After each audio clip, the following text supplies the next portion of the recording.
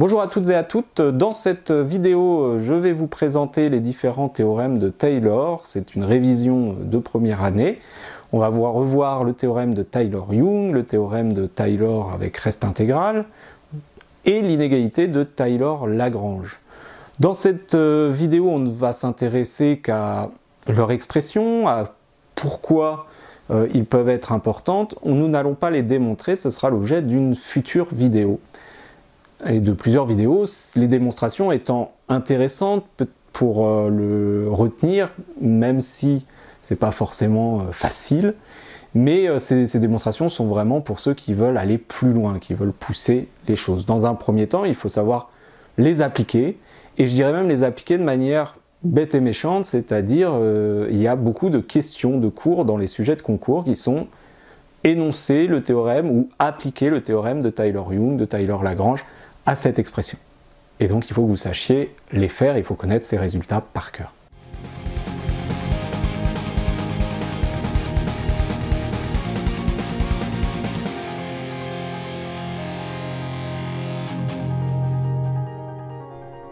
Alors dans cette vidéo, nous allons nous intéresser au développement limité et aux formules de Taylor.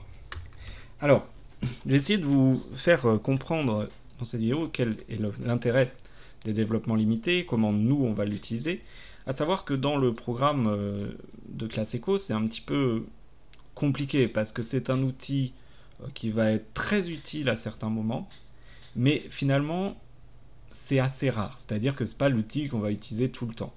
Il s'avère que les mathématiciens l'utilisent très souvent dans de très nombreuses situations, et c'est beaucoup plus important quand on fait de la physique, quand on fait de l'ingénierie, quand on fait des écoles d'ingénieurs, donc des prépas scientifiques. Dans notre cas, c'est vraiment un outil qu'on va utiliser, mais on n'a pas beaucoup de temps pour s'en occuper. Donc cette vidéo est là pour un peu expliquer en fait les raisons de cet outil, pour voir dans quelle situation on va les utiliser, et puis ensuite, évidemment, il y a des exercices que vous pouvez faire. Mais avant de faire les exercices, il faut bien sûr savoir, connaître comment trouver un développement limité, et il faut connaître ces formules. Donc ces trois formules, formule de Taylor-Young, formule de Taylor-Lagrange et l'inégalité de Taylor-Lagrange, eh bien, il y a une façon toute simple de les appréhender, c'est d'apprendre par cœur comment elles sont faites. De toute façon, on n'arrivera pas forcément à démontrer pourquoi on a ces termes-là, on le démontrera plus tard dans le cours, pour ceux qui le peuvent et qui le veulent.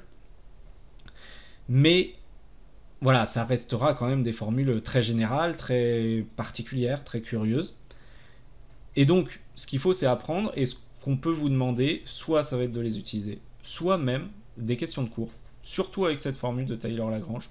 On vous dit énoncer la formule de Taylor-Lagrange pour telle fonction à tel ordre, à l'ordre 5, quand n vaut 5, etc. Et donc, il faut juste ressortir le cours. Donc, très important d'arriver à apprendre ces formules parfaitement. Alors, les développements limités, qu'est-ce que c'est? On va regarder, par la formule de Taylor-Young, on a automatiquement... Alors, à savoir qu'il y a deux choses qui sont différentes. Le développement limité, c'est quelque chose de cette forme-là, c'est-à-dire A0 plus A1 fois x moins x0 plus etc. Donc, c'est transformer une fonction, ici, f, quelconque, qui est quand même de classe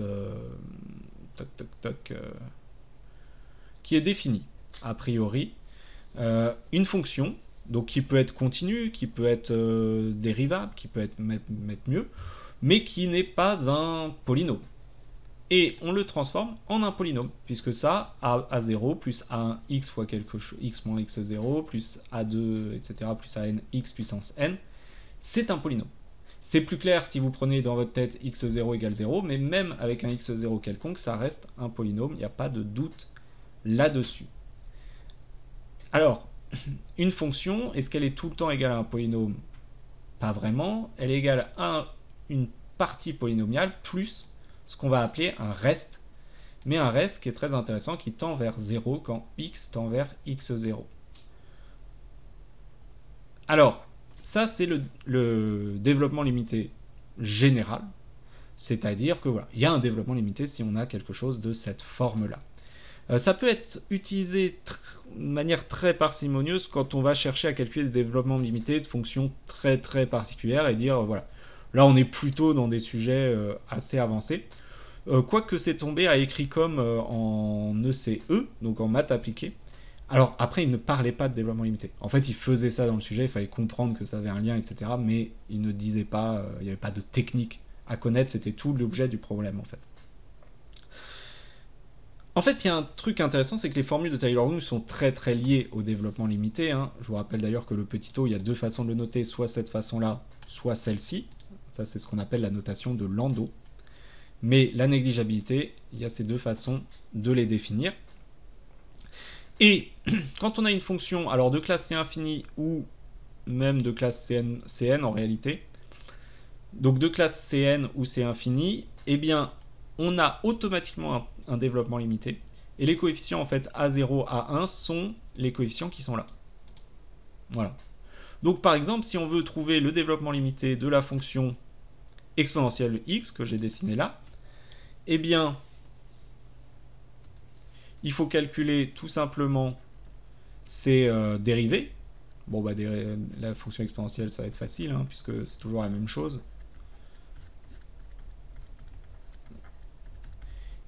Et si je veux l'avoir en 0, eh bien, je vais appliquer la formule.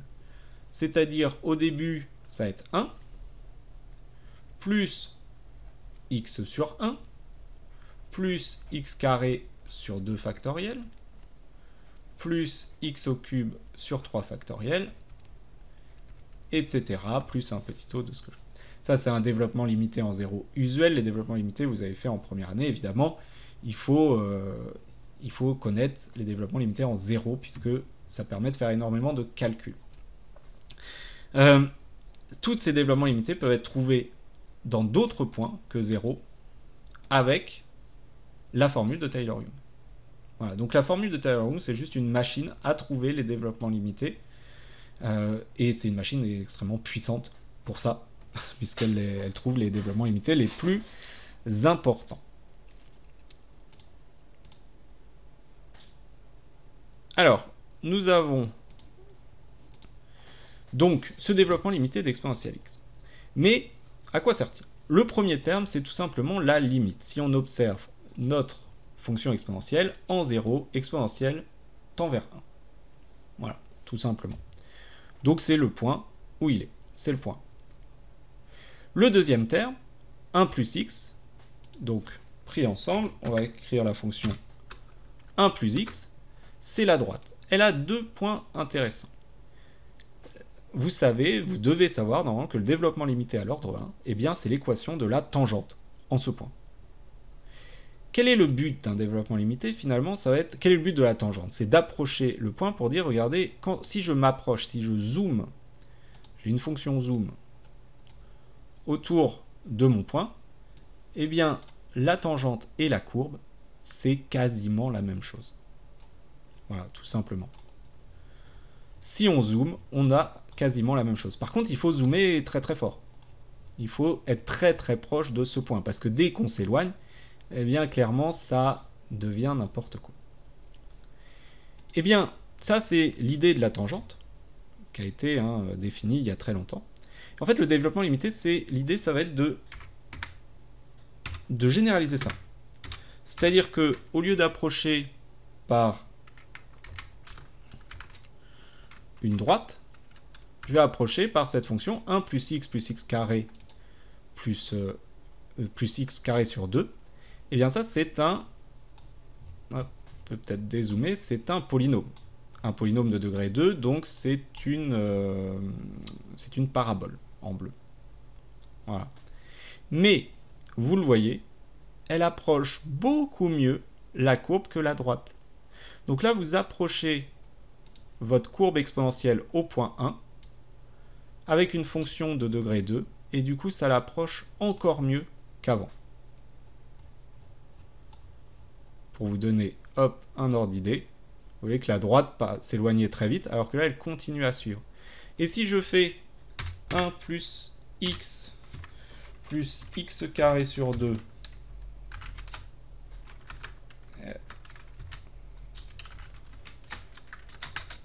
plus x3 sur 6, eh bien j'ai un polynôme de degré 3 cette fois-ci. Et vous voyez que ce polynôme de degré 3 approche encore mieux au point. Donc approche de plus en plus loin aussi.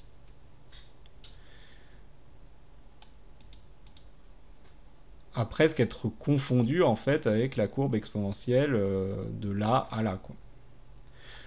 Donc, l'idée des développements limités et de la formule de Taylor-Young qui est associée, ça va être d'approcher la courbe en un point. Alors, il y a un problème. C'est qu'évidemment, ça ne marche que sur un court intervalle. C'est ce qu'on appelle le voisinage. Soit f, une fonction définie au voisinage du réel x0. C'est-à-dire que si on ne s'éloigne pas trop de 0, eh bien, notre fonction, elle est à peu près égale à ce polynôme de degré 3. Si on s'en éloigne, par exemple on se met là, plus rien à voir. Ok. À quoi ça peut servir? Eh bien, il y a un endroit où on a besoin de savoir ce qui se passe au voisinage. C'est quand on calcule une limite. Donc quand on calcule une limite, eh bien, on veut savoir ce qui se passe en ce point-là. Et en ce point-là, eh bien, tout simplement, on va essayer d'approcher, parce que c'est plus facile d'étudier un polynôme. Et donc, en calculant un développement limité, on peut connaître la limite. Voilà une application. Ça va être utilisé également pour savoir si une série converge ou une intégrale. Pourquoi? Puisque une série converge si, et seulement si, elle va suffisamment vite vers 0 en plus l'infini. Et du coup, si à l'infini, notre fonction se comporte comme un polynôme qui converge, on va dire, comme une fonction qui converge, eh bien, elles sont proches. Et comme elles sont proches en plus l'infini, bah, c'est là où on a un problème, c'est là qu'on regarde. On regarde dans ce voisinage. Un voisinage infini, c'est un petit peu plus dur à comprendre, mais c'est un peu l'idée qui est derrière tout ça. On ne va pas démontrer pourquoi ça marche, les petits taux, dans la convergence des séries, ça nous emmènerait beaucoup trop loin, mais l'idée derrière tout ça, c'est ça. C'est qu'on essaye de voir ce qui se passe en un point. Donc, cette formule de Taylor-Young est déjà très très forte pour s'intéresser à ce qui se passe en un point, et notamment, on va l'utiliser dans les points particuliers. Alors la fonction exponentielle n'a pas beaucoup de points particuliers, mais c'est quand même intéressant de savoir comment elle se comporte en 0.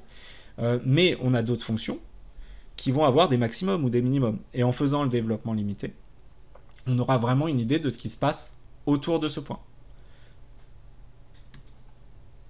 Et donc ça, on le reverra pour les fonctions de plusieurs variables, plus tard dans l'année. Voilà, donc ça permet d'étudier les points que vous avez appelés aussi en première année les points critiques, les points les plus importants dans une courbe pour savoir ce qui s'y passe. Ça permet d'étudier les points où on n'a pas forcément une bonne définition, où les limites, il y a des formes indéterminées. Donc les formes indéterminées pour les limites. Et ça permet en troisième lieu d'étudier les séries convergentes, les intégrales convergentes. Déjà, pas mal d'outils dans l'analyse que l'on va mener. Mais évidemment, on est limité par le fait que ce reste, il est très très proche de ce qu'on veut quand x est proche de x0. Mais si x s'éloigne de x0, et bien là, ce reste peut devenir ridiculement élevé et donc ne nous apporter plus aucune information. C'est l'idée de la formule de Taylor-Lagrange, qui a essayé de quantifier ce reste pour trouver quelque chose que l'on puisse utiliser. À savoir que notre fonction, cette fois-ci, elle va être égale à une somme, donc c'est la même, hein, si vous apprenez celle-ci, là j'ai mis des a et des b, là c'est des x et des x0, mais c'est la même formule.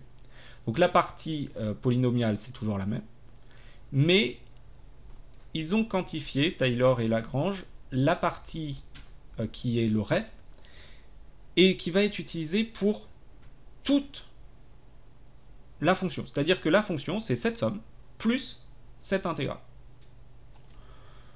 C'est une formule assez délicate à retenir. Alors, à quoi peut-elle servir? Eh bien, tout simplement, elle sert à montrer des inégalités, très souvent. C'est-à-dire que si vous voulez montrer qu'une fonction est toujours plus petite qu'un nombre ou qu'une autre fonction, Eh bien, en étudiant la formule de Taylor avec reste intégral, on peut utiliser la formule polynomiale et, en majorant l'intégrale, montrer qu'en fait cette intégrale est toujours négative. Et donc si ici c'est toujours des termes négatifs, bah, négatif plus négatif c'est toujours négatif, et voilà, la fonction est négative. Par exemple, il y a d'autres façons de l'utiliser, mais la façon dont vous risquez de la rencontrer la plus, c'est bien entendu déterminer des inégalités générales, et pas non, mais plus seulement des inégalités dans un point. On va voir aussi des applications plus tard. Cette formule de Taylor avec Lagrange, avec reste intégral, nous permet d'obtenir une inégalité entre la fonction, la partie polynomiale et les termes qui étaient presque dans l'intégrale. Si ça vous intéresse, il y a prochainement, dans une autre vidéo, la démonstration de cette inégalité de Taylor-Lagrange à partir de cette formule de Taylor avec reste intégral. Cette démonstration, elle est intéressante parce qu'elle n'est pas aussi dure que vous pourriez le penser, et elle reprend pas mal de choses sur les intégrales, sur ce qu'on sait faire. Et vous allez voir qu'en fait c'est vraiment la même chose. On a juste calculé l'intégrale, donc c'est pour ça qu'il y a du n plus 1 et du n plus 1 factoriel. On a intégré et on a juste remplacé le f par ce m, puisque en fait fn plus 1 de t est toujours plus petit que grand n. Tout simplement, on a fait passer la somme de l'autre côté. Bref. Donc cette démonstration à regarder ou à essayer tout seul même. Voilà. Que ça soit cette inégalité ou ce théorème, eh bien ils servent surtout à montrer des inégalités très souvent compliquées.